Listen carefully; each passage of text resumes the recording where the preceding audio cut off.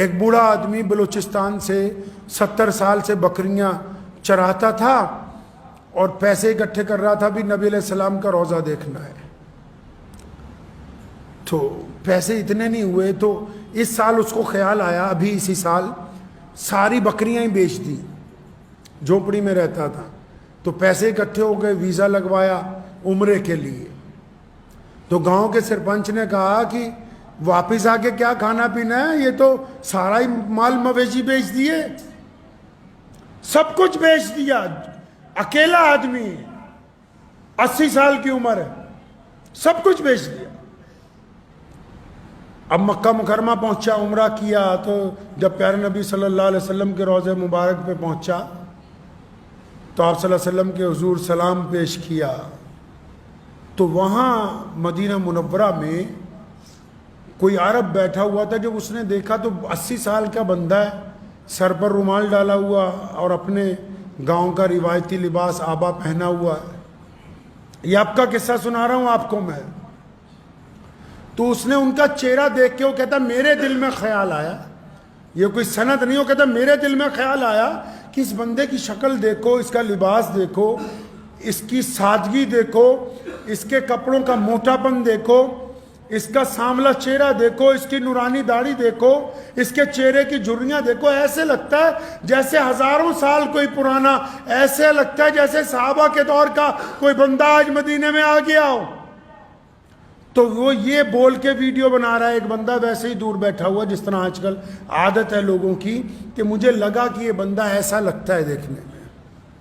تو اتنی سی بات اس نے کہا کہ وہ ویڈیو پوسٹ کر دی. 24 گھنٹے میں 57 اسلامی ملکوں میں اس ویڈیو نے اتنا ٹرینڈ کیا، مطلب اتنی زیادہ چلی کہ وہاں کی حکومت کو، وہاں کے گورنر کو، اس بوڑھے آدمی کو ڈھونڈنے جانا پڑا کہ یہ تو رسول اللہ کا مہمان ہے، کہاں ٹھہرا ہوا ہے.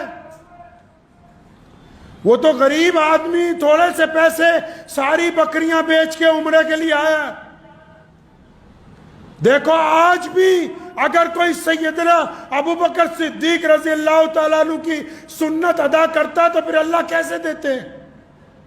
گاؤں والے پوچھتے تھے واپس آ کے کیا کرے گا. اب وہاں مدینے میں میلہ لگ گیا ہے، لوگ بوڑھے کو ڈھونڈتے پھرتے ہیں. چھوٹے سے کمرے کے چھوٹے سے ہوٹل سے اٹھا کے 7 سٹار میں منتقل ہو گیا ہے.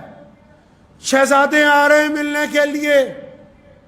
زندگی کا خرچ بھی ہو گیا. جب چلا گھر کو واپس تو اپنے گاؤں کے ایئرپورٹ پہ بھی ہزاروں لوگ کھڑے کہ وہ آ رہا ہے جس کو رسول اللہ صلی اللہ علیہ وسلم نے اپنی نسبت سے عزت دی ہے.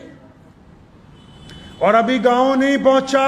حرمین شریفین کی جو کمیٹی ہے جس کے چیئرمین ہوتے ہیں بڑے امام مولانا عبد الرحمن سدیس، اس کمیٹی میں یہ گفتگو آ گئی کہ ایک ایسا بندہ آیا جس کے لباس سے اور جس کے طرز سے، جس کی سادگی سے کروڑوں مسلمان متاثر ہوئے ہیں. تو انہوں نے لکھ کے حکومت کو بھیج دیا کہ اس کو واپس بھیجو، یہ والا حج ہمارے ساتھ کرے گا.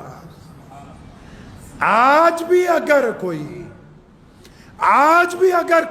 سیدنا ابو بکر کی سنت کو ادا کرے تو اس کو اتنا مرتبہ مل جائے، اور اگر رسول اللہ صلی اللہ علیہ وسلم کی سنتیں ادا کرے تو بندہ کہاں سے کہاں پہنچ جائے. وآخر دعوانا ان الحمدللہ رب العالمین.